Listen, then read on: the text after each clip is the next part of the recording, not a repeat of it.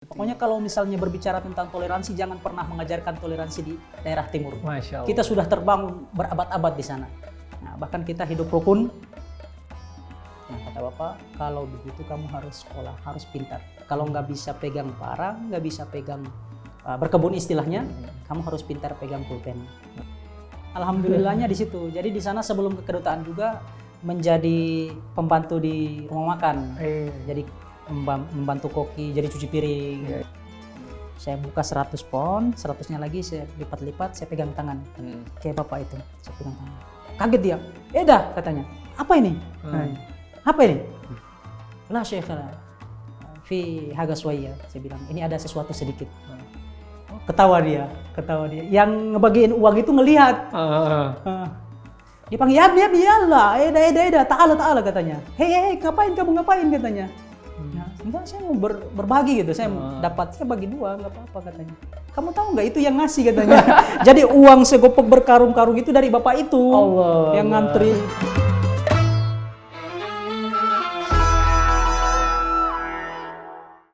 Bismillahirrahmanirrahim. Alhamdulillahirabbil alamin. Hamdan katsiran thayyiban barakan fih kama yuhibbu rabbuna wa yarda. Allahumma shalli wa sallim ala sayyidina Muhammad wa ala ali sayyidina Muhammad. Masih dipancarkan dari Jalan Masjid Silaturahim nomor 36 Kalimanggis Cibubur Bekasi, Radio Silaturahim dan juga Rasil TV untuk Islam yang satu. Assalamualaikum warahmatullahi wabarakatuh. Ikhwan akhwat yang dirahmati Allah, senang sekali di kesempatan ini kami bisa kembali menjumpai ikhwan akhwat dalam program acara Sahur Bersama Tokoh. Dan ikhwan akhwat, semoga di kesempatan ini ikhwan akhwat masih dalam keadaan baik, dalam keadaan sehat dan selalu dalam lindungan Allah Subhanahu wa taala.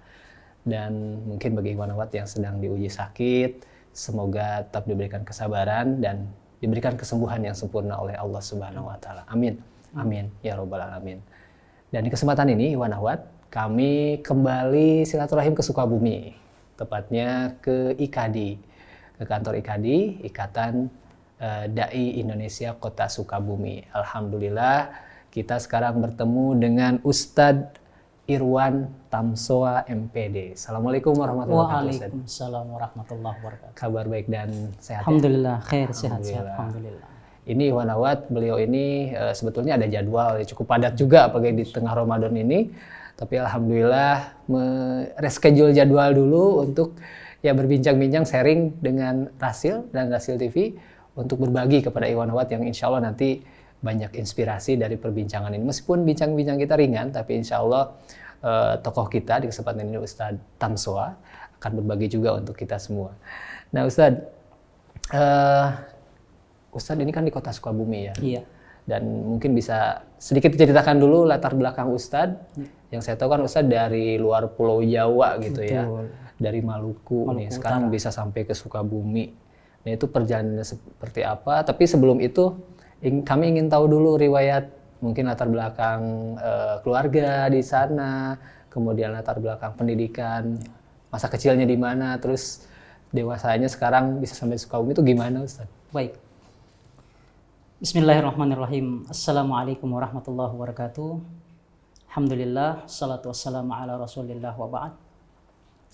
Pemirsa Rasil TV yang dirahmati Allah Subhanahu wa taala, Rijal, alhamdulillah dapat kita bersua meskipun dalam kondisi pandemi. Saat ini kan luar biasa ya, perjalanan ke sana sini agak sulit. Betul. Tapi Kang Rijal dari Cibubur bisa dapat silaturahim ke sini, ini merupakan karunia dari Allah Subhanahu wa taala yang patut kita syukuri. Segala puji hanya milik Allah Subhanahu wa taala. Salawat dan juga salam senantiasa kita kirimkan buat baginda Nabi besar Muhammad Rasulullah sallallahu alaihi wasallam serta keluarga dan para sahabatnya yang dengan pengorbanan mereka lah sehingga alhamdulillah hingga hari ini kita masih dapat menikmati dinul Islam yang begitu damai. Kang Rijal, kalau misalnya berbicara tentang masa kecil, ada sedikit kesedihan kalau misalnya ini kita reka kembali anomali yang sangat sebenarnya berkesan tapi juga menyedihkan. Saya terlahir dari keluarga yang bisa dikatakan kekurangan dari segi ekonomi. Di kampung kecil namanya Limau, Galela, Halmahera Utara, yang lebih tepatnya lagi Maluku Utara. Lahir di sana juga? Lahir di sana, tumbuh besar di sana. Tapi sekolahnya ini yang kemana-mana. Alhamdulillah, itu merupakan sebuah karunia dari Allah Subhanahu Wa Taala. Meskipun terlahir dari keluarga yang sangat sederhana, bahkan kurang, tapi karena Masya Allah berkat dukungan dari saudara-saudara, dari orang tua tentunya yang paling utama, sehingga bisa melanjutkan pendidikan ke Sulawesi Tengah sampai ke Mesir. Masya Allah. Ya. Jadi sedikit mungkin saya ceritakan, lahir di Galela, Halmahera Utara, tanggal 16 Agustus 1987. Iya. Nah, Bapak, Tadi sebelum tapping sebetulnya tanggalnya itu 17 Agustus. ya, sebenarnya 17 Agustus. Kenapa dimundurin sehari? Ada sedikit histori yang Itu gimana, Ustaz? ketika itu di zaman-zaman itu kan ada traumatis orang tua mungkin yang tidak ingin jauh dengan anak-anaknya. Jadi konon ketika itu katanya anak-anak yang lahir di bulan Agustus pada tanggal 17 tepatnya itu akan diambil oleh militer, tentara-tentara untuk disekolahkan gratis dan seterusnya. Ketika itu menurut cerita yang saya dengarkan dari orang tua bahwa mereka agak keberatan kalau berjauhan dengan anak yang masih kecil dan seterusnya. Oh, memang dari kecil diambilnya? Dari kecil diambilnya, Dididiknya. dari belum sekolah diambil, disekolahkan sampai besar dan seterusnya gitu. Ketika itu orang tua kan tidak punya pemahaman tentang pendidikan. Ibu juga hanya lulusan SD, bapak juga sama. Mungkin yang dipikirkan pokoknya nggak mau jauh sama ya, anak. nggak mau gitu jauh sama anak-anak lah. Jadi tanggalnya Jadi tanggalnya dimajuin 16 Agustus. Jadi 16 Agustus. Jadi 16 Agustus 1987. Masya Allah. Tapi qadarullah. Masya Qadarullah, Allah, alhamdulillah. Ya kalau memang sudah ditakdirkan harus berjauhan ya berjauhan juga kan akhirnya. Nah, kalau bercerita tentang berjauhan dengan orang tua ini sudah sering sekali terjadi. Nah, jadi ketika itu juga masa kerusuhan, rusuh, ada tahun 2000, tahun 1999, 2000 itu kan ada terjadi konflik perang saudara Muslim dan non Muslim. Ya, sempat dengar ya di sini, di Ambon itu pertama kali pecah di Ambon, kemudian merembet ke Halmahera Utara. Waktu itu masih sama-sama satu provinsi, belum ada pemekaran, belum ada pemekaran, masih sama-sama satu daerah. Setelah konflik itu mungkin 99-2000 baru ada pemekaran sehingga kita berpisah walaupun masih satu. Itu usia berapa, Ustaz? Ketika itu masuk SMP. Masuk SMP SD masuk SMP. Nah, pas masa-masa rusuh. Jadi alhamdulillah. Makanya kalau diingat-ingat ada rasa, sebenarnya bukan rasa dendam ya, tapi rasa sakit hati. Rasa sakit hati karena dengan kondisi itulah sehingga Bapak juga meninggal kan. Tapi setelah selesai karena kerusuhan itu, karena kerusuhan itu kan Bapak tertembak. Tertembak di tenggorokan, tidak bisa disembuhkan. Dalam artian tidak bisa diobati karena memang cukup parah sasarannya. Waktu itu sempat ada ikhtiar untuk berobat ke Manado, sampai di sana nggak bisa, harus dirujuk. Nah, kalau misalnya dipaksakan untuk dioperasi akan ada dua kemungkinan, kalau nggak meninggal ya hilang suaranya. Ya udahlah kita ikhtiar. Nah, dari sakit itu karena tidak dikeluarkan, ada peluru di dalam tenggorokan yang tidak dikeluarkan lama kelamaan sehingga Bapak ini nggak bisa makan. Kemudian ya alhamdulillah Ramadan sakit itu 15 hari, pertengahan Ramadan sakit, pas sholat Id berputusnya. Masya Allah. Dan itu sudah damai, sudah tidak ada kerusuhan. Sudah lagi. Reda ya. Sudah reda, tidak ada lagi konflik karena sudah beberapa tahun. Tapi memang asbabnya dari situ. Gitu. Jadi itu memang sebuah insiden yang sebenarnya semua kita sesalkan semua. Betul. Nah, makanya saya termasuk yang punya perjuangan berusaha bagaimana memberikan semacam pengetahuan kepada saudara-saudara saya. Karena kita di sana masih saudara semua. Betul. Muslim dan non Muslim, bahkan saudara-saudara ibu masih ada yang non Muslim. Keluarga besar dari Bapak di Ambon itu masih non Muslim. Istilahnya dari atasnya masih sama gitu masih ya. Masih sama kita. Jadi kakek masuk Islam pindah ke Halmahera Utara atau Belo. Tapi hubungan kita masih tetap baik. Makanya ada pertanyaan besar yang sampai saat ini saya belum bisa menjawab, walaupun sebenarnya saya sudah mengetahui. Itu kok bisa Kenapa bisa terjadi? Kenapa bisa terjadi? Kerukunan, kita masih saudara, kerukunan persaudaraan yang yang cukup erat yang gitu. cukup erat, bahkan ketika itu Kalau misalnya hari-hari besarnya non-muslim, kita ikut meramaikan. Begitu juga kita, Lebaran, saudara-saudara kita, tetangga-tetangga kita dan non-muslim itu datang. Toleransinya begitu tinggi. Pokoknya kalau misalnya berbicara tentang toleransi, jangan pernah mengajarkan toleransi di daerah timur. Masya Allah. Kita sudah terbangun berabad-abad di sana. Nah, bahkan kita hidup rukun. Tapi itulah, makanya saya bilang tadi kalau saya sedikit berbicara tentang masa lalu ini agak sedikit sebenarnya masih rasa berbekas lah sedih ya. berbekas. Ya, tapi begitulah, memang harus kita lalui. Nah, kemudian SD di situ, nah mulai SMP kan kerusuhan. Iya. Jadi alhamdulillah mungkin dengan jalan itu sehingga saya harus keluar yang sebelumnya jarang keluar. Saya harus keluar sekolah di luar di Ternate. Dari Halmahera ke Ternate itu sebenarnya nggak terlalu jauh. Cuma di zaman itu kan transportasi agak sulit. Iya. Kemudian kalau sekarang sudah alhamdulillah tiap hari bahkan 24 jam ada mobil yang kita bisa tumpangi. Lewat kendaraan darat ya? Ya, jadi di sana dari Ternate, pulau-pulau kita di sana. Oh iya. Dari Ternate naik speedboat ke Sofifi atau Sidangoli, baru naik mobil lagi menuju Tobelo ke tempat tinggal. Kalau dulu itu sangat sulit, nah, harus beli tiket jauh hari, kemudian ya enggak segampang sekarang lah. Sekarang 24 jam kita bisa mendapatkan transportasi dengan mudah. Nah, ketika itu sangat sulit. Nah, dengan terjadinya insiden itu kita diungsikan dari Galela ini. Saya di Tobelo, tepatnya di Halmahera Utara di Togoli, desa Togoli waktu itu. Dan kalau misalnya kita coba searching di Google, di YouTube masih ada itu, ada yang mendokumentasikan bekas-bekas insiden. Kalau diketik desa Togoli Ua pasti muncul, ada masjid yang umat Islam dibantai di situ. Tapi ya itulah, ini kita bercerita sedikit tentang masa lalu kan, tidak untuk mengungkit, tidak. Nah, ketika terjadi itu kita diungsikan dari Galela pakai kapal perang, diungsikan ke Ternate. Nah, dari situlah saya tumbuh dan besar banyak di kapal Ternate. TNI ya? Kapal TNI, Angkatan Laut ketika Laut. itu. Saya masih ingat 501 kapalnya. Itu berat juga ninggalin. Berat, karena ketika kampungnya. kita mengungsi itu tidak punya apa-apa. Baju di badan, tidak punya uang, tidak punya apapun. Kita diberikan bantuan makanan ala tentara, kita makan Indomie, wah, luar biasa, itu sudah sangat istimewa.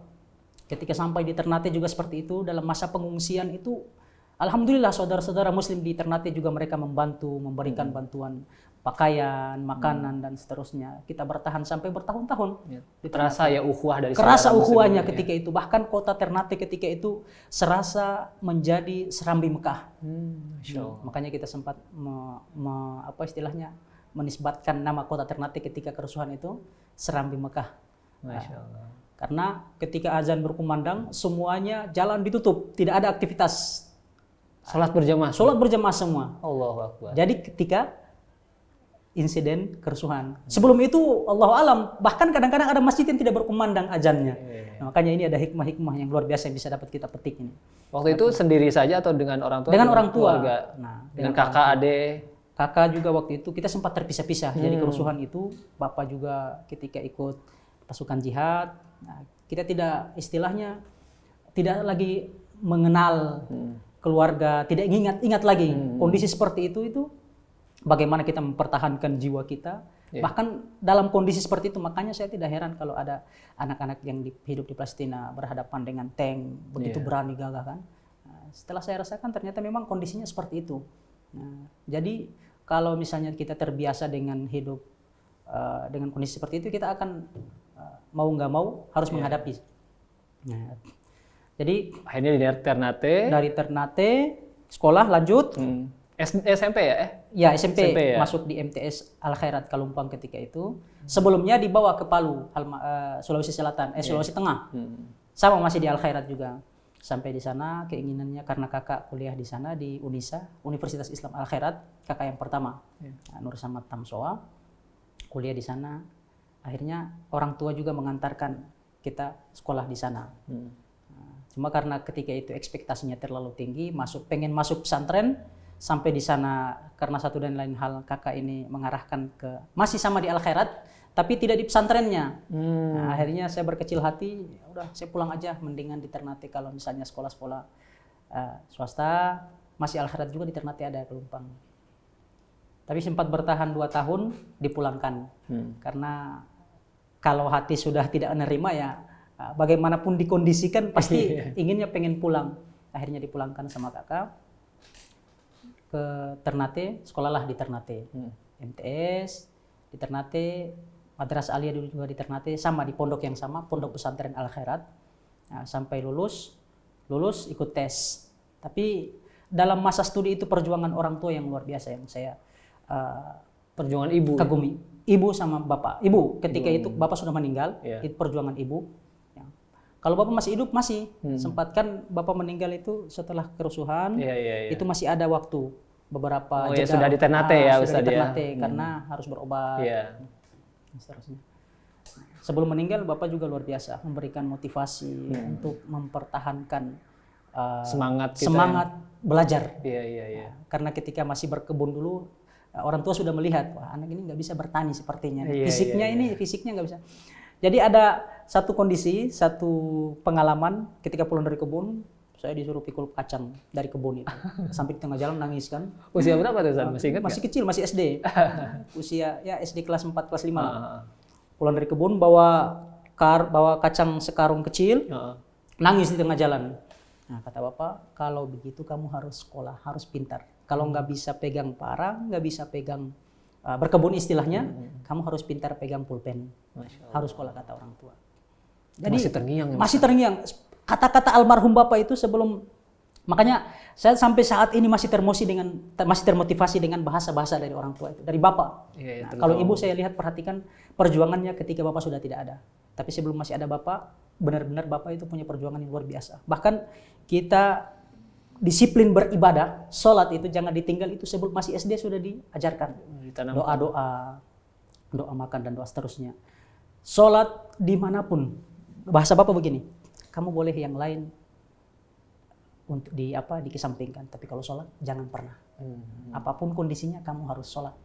Ini kalau kita sambil berkebun bertani selalu ada omongan-omongan begitu dari bapak almarhum. Itu masuk terus dan terekam gitu. Karena setiap aktivitas dengan bapak kemanapun saya selalu ikut kan, ke kebun, menjual hasil kebun, ke pasar, itu selalu dibawa. Dan dalam setiap kegiatan beliau itu selalu diselipkan nasihat-nasihat yang secara tidak saya sadari. Saat ini baru saya ingat-ingat, masya Allah, betapa luar biasanya didikan ayah yang tidak punya pendidikan gitu. Bagaimana supaya saya harus sekolah dan saya benar-benar tidak meninggalkan sholat, memegang agama ini. Dan alhamdulillahnya dari nasihat-nasihat itu yang membekas itu sampai saat ini saya pegang dan saya yakin betul bahwa ini semua berkat dari tidak lain dan tidak bukan memang usahanya orang tua. Selain memang karena sudah ditakdirkan oleh Allah, juga wasilahnya melalui usaha orang tua. Mungkin itu singkatnya. Kemudian selesai SMA, Aliyah Al Khairat, ikut tes ke Al-Azhar. Ketika itu ada dua pilihan, tes ke ITB, tes ke Al-Azhar. Nah di ITB itu beasiswanya hanya setahun, diasramakan setahun. Setelah itu biaya sendiri. Saya mikir-mikir kalau misalnya ke ITB ini, saya sudah melihat orang tua pasti nggak akan mampu. Apalagi ibu sudah nggak ada kan. Dan selama biaya juga, selama kuliah, selama sekolah, masih ibu udah nggak ada. Bapak sudah nggak ada. Bapak yang nggak ada. Kalau ibu alhamdulillah sampai sekarang masih ada ya. Masih alhamdulillah sampai saat ini masih ada ibu. Tadi sebelum kesini juga nelpon dulu sama ibu. Oh gitu ya. Mohon doanya ibu mudah-mudahan prosesnya lancar. Kita ada wawancara dari Rasil TV. Iya. Saya kalau ada apa-apa selalu minta doa ke ibu. Apapun. Bahkan mau ngisi ceramah saja nelpon ibu dulu. Minta restu. Bu mau insya Allah mengisi acara. Nah, mudah-mudahan keberkahan doa ibu itulah yang mengantarkan sampai bisa pada titik ini. Masya Allah. Ke Al-Azhar Ustaz. Ya, jadi tes daftar waktu itu dibuka di edarannya pengumuman dari Dikti itu ke IAIN, Stein daerah-daerah. Kita lihat pengumumannya. Tesnya di Gorontalo. Nah, setelah daftar harus berangkat ke Gorontalo. Kita nggak punya uang. Itu jaraknya jauh juga Ustaz? Jauh, jadi kita kalau misalnya naik kapal itu 1 malam. Nah, naik pesawat terbang itu kurang lebih 40-50 menit. Nah, waktu itu nggak punya uang sama sekali. Karena memang saya sejak kecil juga saya berusaha untuk tidak merepotkan orang tua. Nah, karena saya tahu kondisi orang tua, makanya sejak SD itu saya jualan-jualan kecil-kecil. Begitu ketika banyak jualan-jualan kue, jualan minuman-minuman. Setelah masuk Aliyah Al Khairat juga seperti itu. Selesai dari pondok tidak ada kegiatan, saya curi-curi waktu pergi ke Jualan. terminal. Saya ngambil air aqua, rokok kacang Fanta Sprite Iya, ke warung. iya. Di warung dijual misalnya aquanya 2.000, saya ambil, saya jual ke pasar 3.000, saya ambil untung 1.000. Masya Allah. Dan itu berlangsung lama. Sejak SMA kelas 1, kelas 2. Nah, kelas 3 lain lagi. Bukan kejualan lagi. Sampai jualan di kapal, sampai ikut kapal pelni. Di dalam kapal itu jualan. Kapal itu jualan. Nah, jadi begitu kapal sandar, kapal waktunya 20 sampai 30 menit, ada yang 2 jam. Iya. Nah, kita datang ke warung minta ngambil ini ditetat. Kemudian kita ambil, kita jualan air aqua, rokok kacang Fanta Sprite, Coca-Cola. Nah, gitu. Setelah itu laku, pulang kita setorkan yang laku sekian, kita kasih pokoknya, kita ambil untungnya. Masya Allah. Nah, dan itu berlangsung lama saya lakukan itu. Makanya selama sekolah juga selain mendapatkan bantuan beasiswa di sekolah, saya tidak pernah meminta anggaran ke orang tua. Satu sisi memang karena ekonominya kurang, pas-pasan juga dan kurang. Tapi ya alhamdulillah, Alhamdulillah memotivasi kita. sangat gitu. memotivasi itu. Jadi saya pikir wah ini kalau cuma sampai di sini, makanya saya tidak ambil ITB ketika itu. Karena saya pikir kalau ke ITB beasiswa cuma 1 tahun, yang sisanya mau kemana? Bahkan berangkat ke Mesir ketika itu juga saya bingung. Iya. Ini uang dari mana? Alhamdulillahnya ada donatur. Itu tahun berapa Ustaz? Itu Untuk ke Al Azhar? 2006 2007. 2007 ya. 2006 2007. Ikut tes ke Gorontalo, kita naik kapal. Tapi sebelum itu ada donatur yang datang memanggil. Ini saya sempat ikhtiar datang ke wali kota, datang ke kepala sekolah. Kita dari teman-teman ini ada 4 orang niatnya mau kuliah ke Mesir. Kaget. Oh, kita support insya Allah. Dari kepala sekolah mensupport, bahkan kita bikin proposal ditandatangan sama kepala sekolah. Kita ajukan ke wali kota. Walaupun ketika itu sudah ada istilahnya dikasih peluang oleh Pak Wali, direspon bagus, tapi tidak ada tindak lanjut mungkin, jadi kita tidak tahu hasilnya bagaimana. Sudah masuk proposalnya, tapi alhamdulillah ada jalan lain. Datanglah seorang anggota DPRD, namanya Pak Haji Nasrun, dia membawakan uang, sugopok uang. Ini ada yang menginfakkan hartanya. Jadi menitipkan infak ke Pak Haji itu. Untuk biaya pendidikan. Masya Tapi Allah. dengan satu catatan. Nanti kalau sudah selesai pulang harus mengabdi dimanapun Al Khairat. Yang penting mengabdi di Al Khairat karena beliau orang Al Khairat. Iya. Namanya almarhum Haji Ahmad Lumarutur. Beliau yang membiayai kita ke Mesir. Mulai berangkat sebelum ke Mesir, berangkat ikut tes sampai berangkat ke Mesir beliau yang membiayai. Nah, sampai tes alhamdulillah dari sekitar 15 atau 16 orang yang tes, kita 4 orang lulus Al Khairat. Kalau alternatif kita lulus dan mempersiapkan keberangkatan karena kita tidak lulus beasiswa, kita lulus yang non beasiswa. Non beasiswa. Kuliahnya memang gratis sampai di sana ketika iya. itu. Nah, kita lulus non beasiswa, dibiayailah sama almarhum melalui Haji Nasrun ini, kita sampai berangkat ke sana ke Mesir. Tibalah di Mesir, nah itu perjuangannya dimulai dari situ. Sana perjuangan lagi. Berjuangan lagi, kan ada biaya hidup, biaya kos rumah, ya kan, apartemen yang harus dibayar, beli buku kan nggak, kadang-kadang. Jadi di Azhar itu dosen-dosen juga tidak digaji. Gaji mereka dari buku itulah yang mereka cetak, yang mereka buat, mereka jual dari buku itu. Makanya bukunya harus kita beli. Nah, salah satu syarat, bahkan masuk nilai itu. Jadi saya harus membeli buku, membayar bulanan karena dalam satu apartemen kita ada beberapa orang menyewa apartemen, tiap bulan harus bayar. Ya mau nggak mau saya ikut kerja lagi. Awal-awal di Azhar gimana Ustaz? Awal-awal diajar, masya Allah, Perjuangan. luar biasa. Ketika itu kita benar-benar buta. Sebelum berangkat kita ada pembekalan bahasa dulu di Palu, Sulawesi Tengah, di Al Khairat dengan Al Ustadz Habib Hussein. Kita dibekali bahasa karena memang bahasa yang kita pelajari di sekolah itu berbeda dengan yang ada di Mesir. Iya. Nah, bahasa Ammiyah di sana, di sini kita bahasa Fusha kan. Iya. Nah, walaupun di kampus Bahasa formal ya. bahasa kita formal lah. belajarnya ya. Jadi kalau misalnya kita di Indonesia disuruh misalnya duduk, jelas ya kan. Tafaddal julus misalnya. Di sana berbeda, walaupun hanya beberapa kalimat yang berbeda, tapi sangat jauh gitu. Berubah dari kaidah bahasa yang sesungguhnya. Iglis. Gadan misalnya besok jadi bukra. dan seterusnya. Banyak perbedaan-perbedaan itu sehingga kita diharuskan untuk kursus. Jadi 6 bulan pertama itu kita benar-benar pembekalan bahasa. Sampai di sana juga seperti itu. Kita harus pembekalan bahasa dulu sebelum terjun ke dunia pendidikan, langsung ke kampus. Walaupun sudah terdaftar.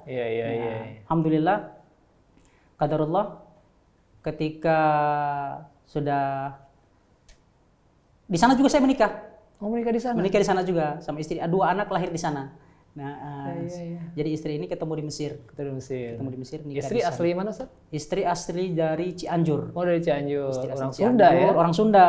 Iya. Nah, kebetulan saat ini mengabdi di SMA 4. Jadi kita juga rezeki dapat rumah di sini di Prana. Ya, sementara di sini. SMA 4 Kota Sukabumi. SMA 4 Kota Sukabumi. Istri mengabdi di situ. Nah, saya juga kemarin karena banyak teman-teman yang mengelola yayasan pendidikan, saya sempat ikut mengabdi. Tapi saat ini lagi lanjut juga, masih lanjut kuliah. Masih lanjut di Malaysia. Nah, itu perjuangan selanjutnya gimana Ustaz di Azhar tadi sampai menikah di sana, alhamdulillah. Iya. Jadi kalau misalnya perjuangan hidupnya sudah pasti saya seperti waktu kuliah di masih SMA, masih sekolah di Alia dulu. Jadi semuanya jajan saya harus cari sendiri, ya kan? Usahanya apa, Ustaz? Macam-macam. Pernah saya menjual Indomie. Saya pernah meminjam uang senilai 2.000 pon. 2.000 pon itu dari teman. Teman itu Rupiahnya sekarang berapa, Ustaz? Kalau ya? 2.000 pon kira-kira berapa? 2.000 pon itu Saat kurang itu? lebih 4 juta saat itu. 4 juta. 4 juta. Yang saya pinjam ke teman yang sekarang menjadi pimpinan Indonesian Al-Quran Community di Bandung. A.A. Khanova, Masya Allah. Al-Hafiz beliau. Beliau yang punya sanad tertinggi di Indonesia saat ini. Nah, kebetulan dulu kita masih sama-sama ngaji dan beliau selalu memperhatikan. Alhamdulillah baik sekali kita hubungannya. Beliau memberikan modal. Modal 4 juta, saya cari beli Indomie. Datang ke toko beli Indomie, saya taruh ke rumah-rumah. Nah, di rumah-rumah, di apartemen-apartemen teman-teman mahasiswa. Jadi di sana ditaruh aja, ditulisin daftar harga, draft nama dikosongin, yang mau ngambil tulis gitu kan. Nah, jadi ditaruh, tiap rumah ditaruh Indomie. Nah, sebulan kemudian saya datang, tinggal ambil dusnya, ambil uangnya, beli lagi. Jadi dari situ saya muter. Kadang beli ikan teri, saya sampai datang ke Port Said. Port Said itu salah satu daerah pantai pelabuhan ya? Pantai pelabuhan di Mesir. Memang di sana pusat keluar masuknya barang-barang dari luar. Di sana murah. Saya beli teri sama. Jadi ada pasangannya teri sama Indomie disimpan di rumah-rumah. Ya. Selama beberapa tahun itu alhamdulillah dari situ. Juga ada beberapa teman-teman yang dari Jakarta yang beliau melihat kesungguhan. Akhirnya sampai memberikan bantuan juga, tapi dengan lomba. Jadi lombanya kalau mengalahkan kakak, kita manggil kakak. Kalau mengalahkan kakak dalam membaca, saya bayarkan rumah selama setahun katanya. Biaya rumah. Wah, sampai ngantuk-ngantuk juga ditahan. Jadi waktu aktivitas kita itu hanya ke masjid dan kamar mandi. Selain itu tidak boleh. Jadi kalau siapa yang tidur duluan dia kalah. Nah, ketiduran kalah dia. Dan alhamdulillah mungkin ketika itu sengaja dia membantu, jadi mengalah. Kita cuma hanya memotivasi saja supaya kita membaca. Karena memang bisa diakui bahwa sangat-sangat diakui kita dari timur itu banyak hal tertinggalnya. Mulai dari cara belajarnya, kemudian ilmu-ilmu yang kita dapatkan seperti nahwu saraf dasar-dasar itu kan sangat kurang di sana. Tapi kan Ustaz sampai ke Azhar itu juga luar biasa Ustaz. Tapi kalau sudah di tingkat sana kan berbeda lagi tarafnya kan. Harus ada beda kesungguhan lagi. gitu. Harus berdarah, ada yang harus berdarah-darah untuk menyelesaikan kuliah itu. Alhamdulillah bisa bertahan berapa tahun, kemudian selesai itu alhamdulillah diterima mengabdi di kedutaan. Di kedutaan Indonesia di Mesir. Kedutaan Indonesia di Mesir, KBRI Kairo. Karena memang sebelumnya sudah sering membantu kalau misalnya ada sudah cukup akrab lah dengan orang-orang kedutaan, orang dengan pejabat-pejabat di sana. Masya Allah mereka juga baik-baik, sangat membantu mahasiswa. Awal-awalnya saya jadi supir pribadi. Karena bisa nyetir di mana Ustaz sebelumnya? Nyetirnya masih di pondok. Oh dulu pernah belajar. Di pondok itu saya nyuri-nyuri waktu. SMA kelas 1 2 3, kelas 1 2 itu saya jualan di pasar. Kelas 3-nya saya beranikan ngojek dan nyetir. Belajar nyetir. Pakai angkot. Jadi dari terminal angkot penumpang itu pakai mobil angkot. Jadi sejak SMA memang sudah Iya. nyetir. Makanya sampai di Masya sana walaupun nggak punya SIM, berusaha memberanikan diri ketika ada lowongan membuka mencari supir pribadi, kita coba melamar. Masya Allah. Ya. Kita jeda dulu Ustadz. Oke, Masya Allah, ya. menarik sekali perbincangan kita dengan Ustadz Irwan Tamsoa MPD nih, Ikhwan Akhwat yang mungkin baru bergabung mendengarkan radio Rasil ataupun radio Latansa, ataupun yang di Batam mendengarkan radio Sela Batam, begitupun yang di Semarang dan juga di Jogja mendengarkan radio Silaturahim, dan juga mungkin yang menyimak di YouTube Rasil TV langsung loncat ke tengah, mungkin ini apaan nih gitu ya, siapa nih tamunya. Nah, kita tengah berbincang dengan Ustadz Irwan Tamsoa MPD, beliau asli dari Galela. Ya, Maluku Utara. Halmahera Dan Utara. alhamdulillah perjalanannya tadi diceritakan, Masya Allah luar biasa ya. Bagaimana orang tua mendidik Ustadz Tamsoa ini hingga sampai ke Azhar. Itu perjuangannya tidak mudah, Masya Allah. Dan sampai juga mendapatkan istri orang Cianjur di Azhar juga, dan sekarang tinggal di Sukabumi, berdakwah di Sukabumi. Dan Ikhwan Akhwat, kita akan lanjutkan bincang-bincang kita dengan Ustadz Tamsoa setelah jeda berikut ini.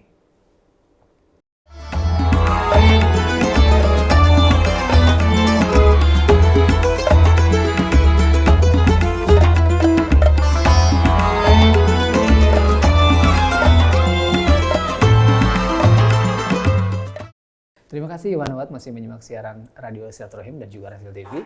Di kesempatan ini kita tengah berbincang-bincang dengan salah satu tokoh, salah satu ustadz dari timur, dari tepatnya dilahirkan di Galela, Maluku Utara.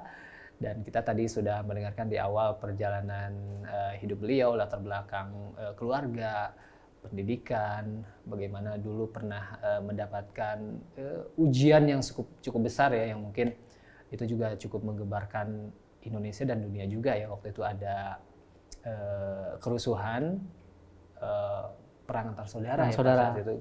Dan Masya Allah, qadarullah ternyata mungkin itu juga menjadi jalan khususnya buat Ustadz Tamsoa menjadi seperti sekarang ini gitu, Masya Allah. Dan tadi kita mendengarkan ceritanya sampai perjuangannya sampai sekolah di Al-Azhar Mesir. Dan Masya Allah setelah selesai katanya menjadi driver di kedutaan pribadi. besar Ya. Indonesia di Mesir. Itu gimana Ustadz? Jadi Tadi katanya alhamdulillah ya ada bekal skill nyetir saat SMA. ya Masya itulah Allah. alhamdulillahnya di situ. Jadi di sana sebelum ke kedutaan juga menjadi pembantu di rumah makan. Jadi membantu koki, jadi cuci piring, cupir. Nah, Supir. nah, jadi nyuci piring. Ada nyupir.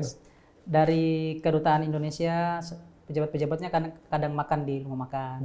Nah, kenalan tahu, sempat bercanda. Oh, jadi karena memang saya aktif juga di organisasi induk mahasiswa di Persatuan Pelajar Mahasiswa Indonesia (PPMI), sempat 2 periode aktif di sana. Jadi memang rada sedikit dekat dengan kedutaan karena segala sesuatunya jalur koordinasinya ke mahasiswa itu lewat PPMI. Iya. Nah, jadi karena sering informasi yang kita dapatkan, ada lowongan-lowongan apa kita tahu dari situ.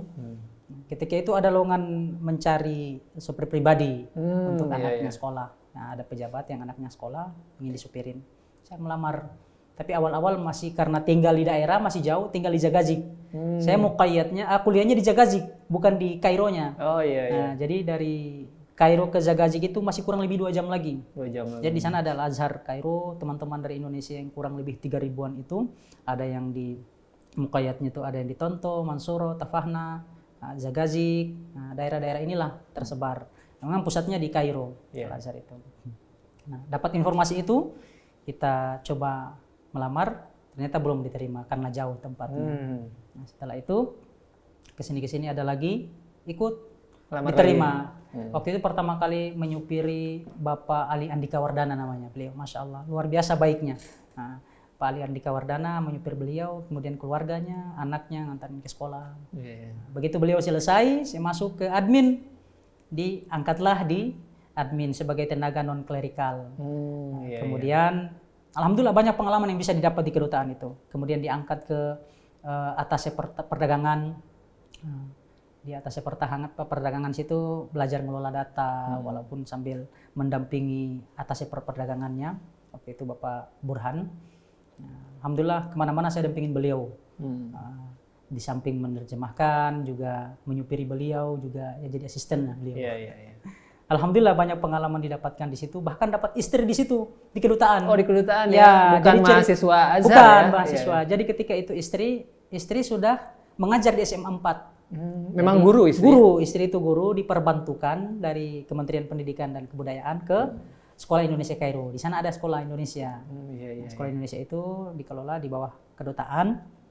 Oke, saya juga nggak tahu kalau misalnya istri ngajar di situ. Alhamdulillah memang sudah jodoh ya. Sekali ketemu langsung ngelamar, nikah. Nikah di sana juga? Nikah di sana juga. Nikah di sana, 2 anak lahir di sana, yang ketiga baru lahir di sini. Kayak novel ya. Ya alhamdulillah, itulah jalan hidup orang berbeda. Dan memang itulah kalau misalnya ada sesuatu yang kita perjuangkan, dalam hidup kita kan pasti ada saja yang kita hadapi ya. Kalau kita menyerah ya selesai. Betul. Kan? Kalau kita menyerah selesai. Waktu itu banyak sekali hambatan tantangan ketika berangkat ke Mesir, baik walaupun saat ini masih ada juga hambatan-hambatan yang ada, tapi dapat kita cari jalan keluarnya. Sama ketika itu kalau makanya dalam hidup itu jangan pernah menyerah. Itu yang selalu saya pegang dan selalu saya ingat nasihat-nasihat dari orang tua, dari keluarga. Dan ketika berangkat ke Mesir dulu, satu momen yang tidak pernah saya lupakan sebelum berangkat itu di desa saya, namanya Desa Limau. Keluarga desa itu keluarga ibu semua, keluarga dari ibu. Sebelum berangkat mereka patungan, kumpulin uang. Masya Allah. Nah, dan itu memang sudah jadi tradisi kalau ada anaknya yang menikah atau anaknya yang sekolah keluar, itu dari rumah ke rumah patungan untuk memberikan meskipun hanya sekedar jajan. Luar biasa itu, mudah-mudahan masih bisa dipertahankan sampai sekarang tradisi itu. Tradisi yang sangat baik. Jadi kalau ada yang menikah itu mereka patungan. Gitu juga ada orang yang meninggal. Jadi sahibul hajah, yang berhajah itu tidak terlalu kesulitan. Ya, tidak jadi meringankan. Betul, justru meringankan. Tetangga-tetangga juga datang, ada yang bawa beras. Misalnya menikah nih, ada yang anaknya menikah, ada yang bawa beras, ada yang bawa macam-macam dikasih kepada orang yang berhajat. Nah, ketika saya berangkat ke Mesir juga seperti itu. Mereka patungan, ada yang 50.000. Wah, saya cuma punya ini, ya. Masya Allah. Ada yang sampai minjam, saya minjam dulu ya, tolong dikasih. Dan itu yang tidak bisa saya lupakan sampai saat ini. Saya merasa punya beban moral tersendiri, punya beban yang tidak bisa saya lupakan. Makanya saya punya hutang budi ya. Hutang budi. Nah, saya punya tekad suatu waktu saya harus kembali.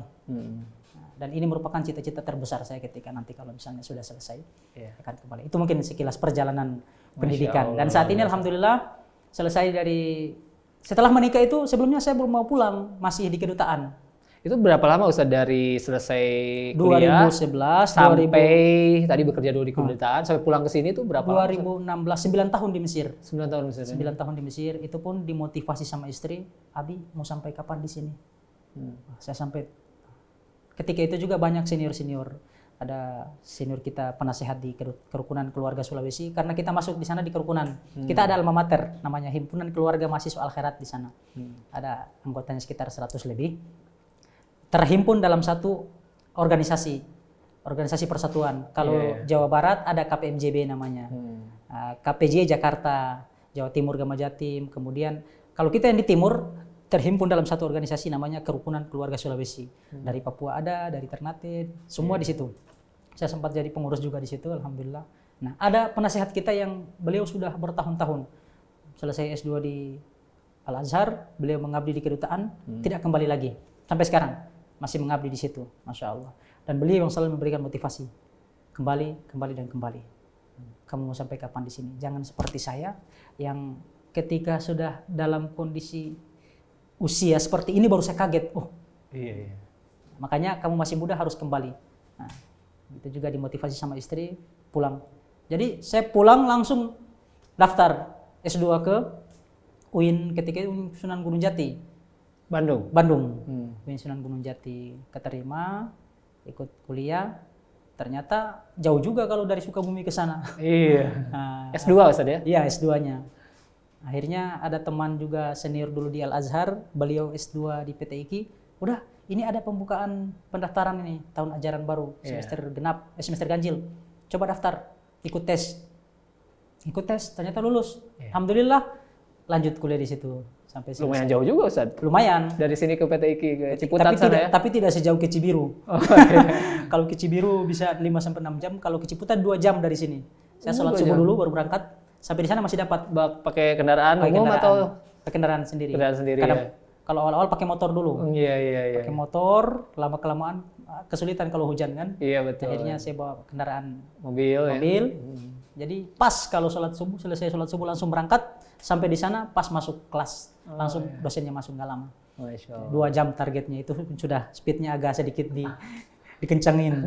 Kadang ngebut-ngebut sedikit. Gitu. Iya. Alhamdulillah. 2 tahun di PTIK ya? 2 tahun di PTIK, begitu selesai kemarin mau lanjut, ada yang nawarin gimana kalau ke Malaysia. Nah, coba Malaysia. S3-nya di Malaysia. Sekarang alhamdulillah sudah masuk semester 2 sekarang di Malaysia. Ambil S3-nya. Iya. Online atau apa Ustaz untuk Nah, kemarin mau berangkat karena kondisinya pandemi dan memang Malaysia belum bisa menerima ada warga dari luar yang masuk, sehingga kita masih online. Nama kampusnya apa Ustaz di Malaysia? Nama kampusnya Universitas Kebangsaan. Tapi di Selangor. Jurusan apa Ustaz di? Ambil manajemen pendidikan Islam. Iya. Oh, tadi di Al-Azhar sendiri apa Ustaz jurusan? Kalau di Kemudian Al-Azhar, PTIK dari Syariah, PTIK masuk manajemen pendidikan Al-Quran. Nah, saya memang orientasinya ke pendidikan. Karena saya melihat memang dari latar belakang orang tua, keluarga di kampung, saya melihat ini pendidikan ini begitu penting. Nah, sehingga saya punya tekad tersendiri. Makanya ada cita-cita yang terpendam yang begitu besar, suatu waktu harus kembali membangun yayasan pendidikan di kampung. Iya. Nah Ustaz, di Azhar tadi kurang lebih 9 tahun. 9 tahun. Ya. Nah selama kuliah kira-kira ada yang berkesan nggak Ustaz? Selain tadi Masya Allah perjuangan sampai jual Indomie, jual ikan teri, ngambil dari pelabuhan gitu Ustaz. Ada lagi nggak ya Ustaz yang paling banyak berkesan sebenarnya gitu? Di Al-Azhar khususnya di Mesir itu banyak kenangan yang tidak bisa dilupakan. Masya Allah. Ya. Bahkan dari hari ke hari itu pasti saja ada kenangan. Kalau orang yang pertama kali ke Mesir, mereka melihat Mesir itu kaget loh. Kalau orang bersih mereka akan melihat Mesir ini kotor. Tapi orang-orang yang sejarawan akan wah ini penuh peradaban dan seterusnya. Makanya ketika datang di Mesir itu di bandara tertulis Anda siapa? Pencopet, ulama, pokoknya pemaksiat di sini semua ada. Bahkan Firaun di sini ya. Jadi benar-benar di Mesir itu ketika datang pertama kali saja kita sudah terkesan gitu. Jadi benar-benar diajarkan kemandirian, pokoknya semuanya di sana.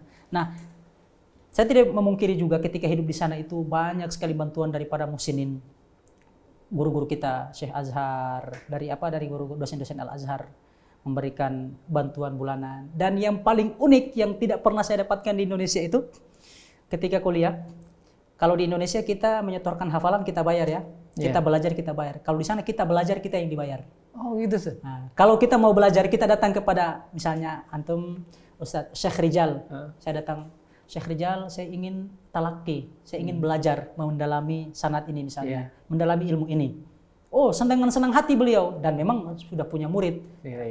Dia akan memberikan waktu khusus kepada khususnya yang istilahnya ajnabi, di luar daripada orang Arab itu, orang-orang Asia, Rusia dan lain-lain, yang di luar orang Arab itu dia memberikan waktu porsi khusus sendiri, agak lama, kemudian waktu khusus yang tidak bisa diganggu, dan memang benar-benar spesial. Nah, setelah selesai belajar dikasih uang ini untuk bayar zakah. Dia tahu kita kontrakan. Selalu itu? Selalu, setiap, dan bukan bulanan yang dikasih. Saya datang ke sana, setiap datang dikasih. Allah. Datang nyetor hafalan. Jadi ukuran hafalannya misalnya dikasih. Kita hafal nyetornya sejuz, dikasih pasti besar nilainya itu. Nah, jadi bukan kita yang membayar beliau, tapi beliau yang membayar kita. Kalau di kita kan amplop. Kalau kita harus keburu. Nah, makanya itu yang tidak pernah saya dapatkan di Indonesia. Kita yang belajar ke beliau, beliau yang membayar kita. Nah, jadi motivasi kan. Nah, ini juga sebenarnya merusak niat. Kadang-kadang teman-teman itu termasuk saya juga nanti kalau sudah lagi uang gitu, baru datang ke beliau setoran hafalan. Kemarin kemana aja ya sih, masih sibuk, jadi ada kegiatan organisasi ya nggak apa-apa. Yang penting jangan sampai dilupakan belajar ini. Ya, kalau terlalu lama ditinggal nanti kembali lagi ke awal lagi. Jadi kita setor kan benar-benar misalnya ngambil sanad itu harus dibaca dari awal bawah kan. Nggak bisa benar-benar dituntun gitu. Itu tradisi itu memang sudah lama Ustaz di Azhar Sudah ya, lama. syekh-syekh seperti Dan itu ya. saya pikir hanya di Zagazig, ternyata di hampir semua tempat teman-teman merasakan seperti itu. Iya. Yang luar biasanya lagi ketika Ramadan. Kalau bulan Ramadan tiba itu Masya Allah luar biasa. Di sepanjang jalan itu disediakan namanya Maidatul Rahmah, istilahnya ya, tempat berbuka. Bahkan mereka memanggil takjil itu disediakan sepanjang jalan. Dan kalau yang saya perhatikan, orang-orang kaya di Mesir itu selama 11 bulan di luar bulan Ramadan, mereka mengumpulkan harta mereka dan dihabiskan di bulan Ramadan itu. Makanya kalau bulan Ramadan, apalagi di 10 hari terakhir itu kita lihat setiap masjid atau toko pasti ada yang antri sampai mengular ngantri itu untuk menerima bantuan. Mereka memberikan bantuan mengeluarkan karena mahasiswa Indonesia senang dong. Mahasiswa, bukan cuma mahasiswa Indonesia, semua mahasiswa dari berbagai negara. Bahkan Brunei, Malaysia yang mereka benar-benar dijamin keuangannya selama kuliah di sana, ditanggung pemerintah, mereka juga ikut antri. Bayangkan. Jadi kalau begitu Ramadan tiba itu istilahnya kita Ramadan bukan hanya panen amal, panen semuanya. Jadi selesai Ramadan kita ada HP, ada laptop mahasiswa itu. Dan mereka senang. Ada satu ketika, ini saya mendapatkan pengalaman yang begitu lucu. Selesai antri, saya dikasih uang 200 pon kan, panjang mengantri itu. Selesai ngambil, saya ucapkan terima kasih kepada yang ngebagiin. Saya keluar. 200 pon itu berapa? 200 pon itu ketika itu 400-an ribu. 400 ribu. Buat mahasiswa ya, lumayan Ustaz ya? Lumayan, bukan lumayan lagi. Kalau bayar rumah kan cuma 200 pon. Kan kita patungan kan. Iya. Nah, 200-nya lagi bisa ditabung. Bayar rumah itu sudah termasuk makan kita. Jadi kita patungan itu bayar rumah sekaligus belanja. Jadi tiap hari ada jadwal masak, kita gilir kan. Udah terima tadi Ustaz, udah nerima uang itu? Sudah terima. Saya keluar, saya lihat ada kakek-kakek yang pakaiannya nggak kelihatan kalau beliau itu orang kaya. Nah, ada yang bekas tambalan pakai tongkat. Orang Mesir. Orang Mesir lagi melihat kita yang sedang antri. Saya buka 100 pon, 100-nya lagi saya lipat-lipat, saya pegang tangan. Kayak bapak itu, saya pegang tangan. Kaget dia. Eda katanya. Eda tuh apa? Eda tuh. Apa ini? Apa ini? Lah Syekh, fi haga suwaya. Saya bilang, ini ada sesuatu sedikit. Ketawa dia. Yang ngebagiin uang itu ngelihat. Dia panggil, ya lah, Eda, ta'ala katanya. Hei, ngapain katanya. Ya, enggak, saya mau berbagi gitu. Saya bagi 2, enggak apa-apa katanya. Kamu tahu nggak itu yang ngasih katanya. Jadi uang segopok berkarung-karung itu dari bapak itu. Yang ngantri berpanjang dari sampai mengular itu, yang memberinya bapak itu. Dia Masya Allah, tadi dicium kepala saya, salawat Masya Allah katanya. Nggak apa-apa. Saya ambil, saya kasih lagi gitu. Dikasih lagi. Jadi sering kita menemukan kondisi seperti itu. Teman-teman juga ada yang begitu. Nah, dan di sana yang luar biasanya kehidupan di sana mengajarkan kepada kita itu siapapun berlomba untuk memberi.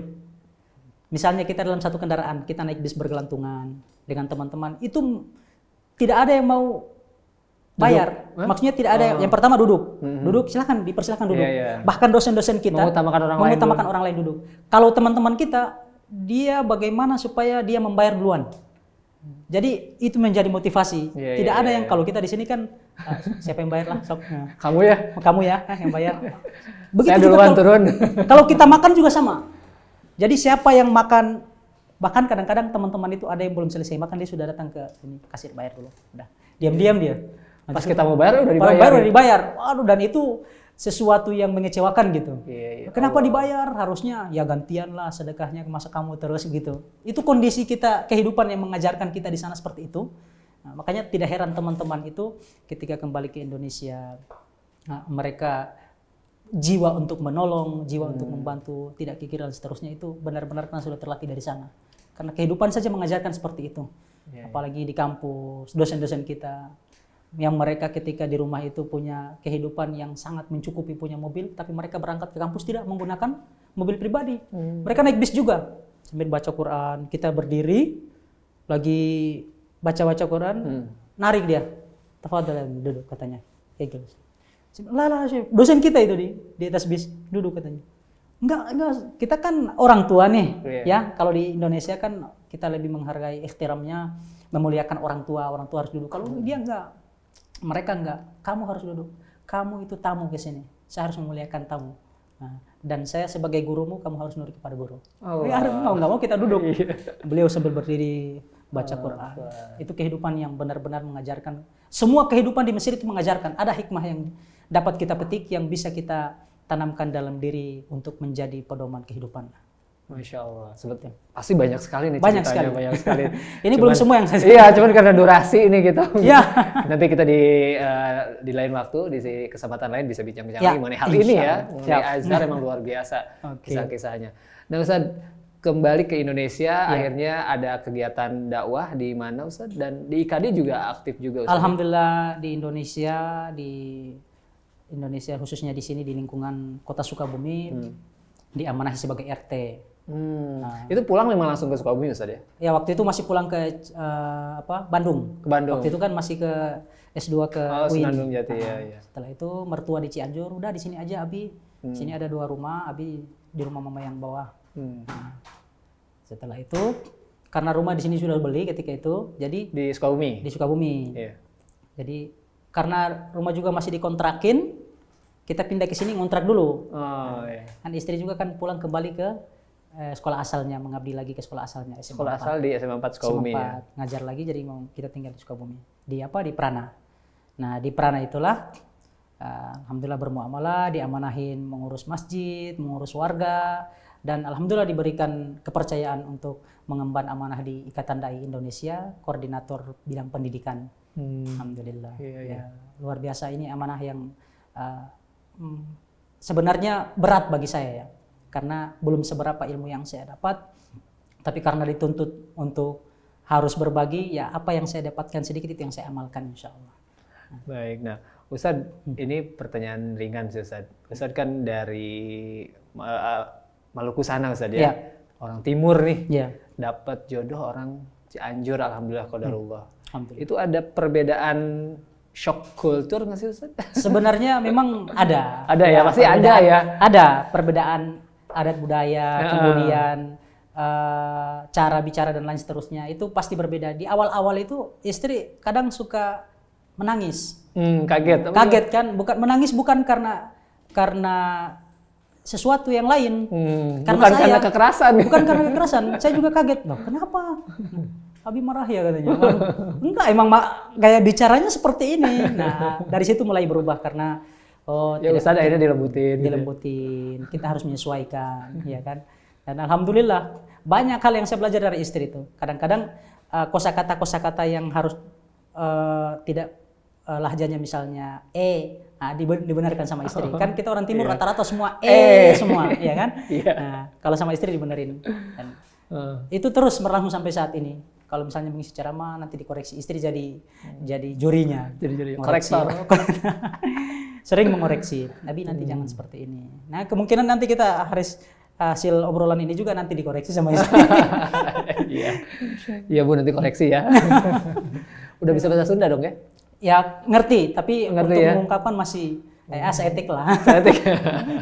Jadi apa sih bahasa Indonesia dong ya di Masih rumah bisa, ya? insya Allah. Masya Allah. Anak sudah 2 Ustaz? Anak 3. 3 ya? Dua Yang 2 lahir di Mesir tadi? 1 lahir di sini. Usia paling Duanya besar? laki-laki, 1 perempuan.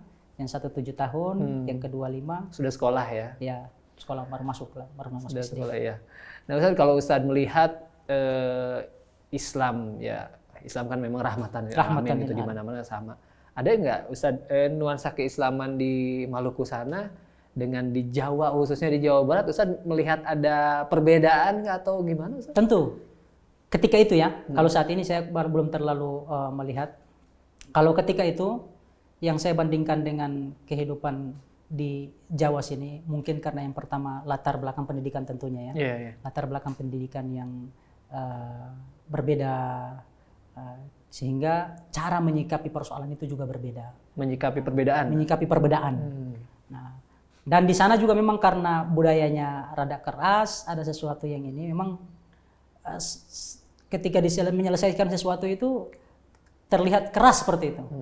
Tidak seperti di Jawa sini, semuanya dengan dialog dan lain-lain. Makanya tidak sering kita lihat terjadi benturan-benturan antar kampung, ya. Di samping karena latar belakang pendidikan yang kurang, yang saya lihat ya. Kemudian memang budayanya, memang budayanya seperti itu. Tapi alhamdulillah saat ini saya perhatikan kalau misalnya rata-rata teman-teman yang berpendidikan itu bisa melebur itu, meredam. Makanya saya perjuangannya harus kepada pendidikan. Pendidikan dapat meredam semuanya. Solusi ekonomi pendidikan, solusi kerusuhan itu pendidikan, semuanya pendidikan. Insya Allah. Kalau yang saya lihat. Masya Allah. Nah Ustadz, kita sudah diberikan kode nih sama kameramen karena waktu yang terbatas. Masya Allah, bincang-bincang. Makasih banyak Bang Rizal. Saya yang banyak ngomong tadi nih, nggak sempat. Tapi ya justru kita ingin dengerin kisah dari Ustadz, dan pemirsa dan pendengar pun ingin dengar dari Ustadz, bukan saya. Nanti ada yang komen lagi netizen nih, hostnya katanya motong-motong. Misal nanti mungkin di lain kesempatan kita sesi yang kedua bincang-bincang dengan Ustadz Tamsoa dari Galela, Maluku Utara. Masya Allah, Iwan Wat, semoga kita dapat memetik pelajaran dan hikmah dari perjalanan luar biasa dari Ustadz Tamsoa ini. Usianya masih muda. Kalau dari usia masih di bawah saya nih, 1 tahun, masih muda. Tapi dari raut wajah kelihatan Bang Rizal masih lebih muda ya. Tapi ilmunya Masya Allah. Semoga Allah mudahkan perjalanan untuk mengambil S3-nya. Amin. Di Universitas Kebangsaan Malaysia, Ustadz ya. Masya Allah, dan sampai sekarang, Masya Allah, sharing berbagi ilmunya di berbagai tempat, terutama di Sukabumi ya. Sekarang ya fokusnya di kota Sukabumi. Masya Allah, semoga diberikan kemudahan dan kelancaran juga dalam dakwahnya, Ustaz. Amin. Masya Allah. Dan di Rasil Latanza juga. Rasil Latanza, Maluku Utara Bersatu juga kemarin baru deklarasi. Masya Allah. Alhamdulillah, yang mana jadi ketua juga Maluku Utara Bersatu, ormas. Iya. Ya mudah-mudahan diberi. Baik.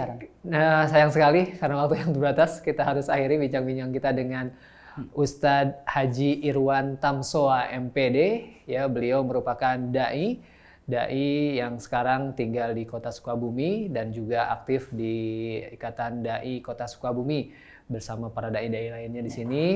Dan beliau tadi menceritakan perjalanan hidupnya yang luar biasa, cukup ya, ujiannya cukup berat, tapi Masya Allah dengan motivasi yang sangat kuat, sangat besar, akhirnya kemudahan-kemudahan Allah berikan hingga sampai saat ini ya Ustaz. Masya Allah. Semoga kita sekali lagi dapat memetik pelajaran dari bincang-bincang ringan ini.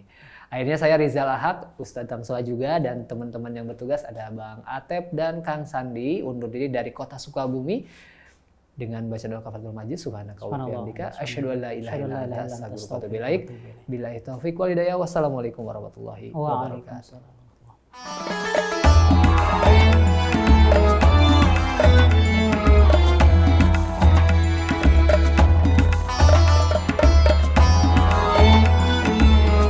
Assalamualaikum warahmatullahi wabarakatuh. Saya Haji Irwan Tamsoa MPD dari Ikatan Dai Indonesia Pengurus Daerah Kota Sukabumi, asal dari Maluku Utara, mengucapkan kepada para pemirsa dan pendengar radio dan Rasil TV, saya ucapkan selamat menjalankan ibadah puasa. Marilah kita jadikan Ramadan kali ini puasa yang terakhir bagi kita. Kita tanamkan, kita tekadkan bahwa ini adalah puasa, kesempatan menjalankan ibadah Ramadan yang terakhir. Kita tidak dapat lagi bertemu dengan Ramadan yang akan datang, sehingga benar-benar kita mengisinya dengan ibadah-ibadah yang baik. Demikian, Allah musta'an. Assalamualaikum warahmatullahi wabarakatuh.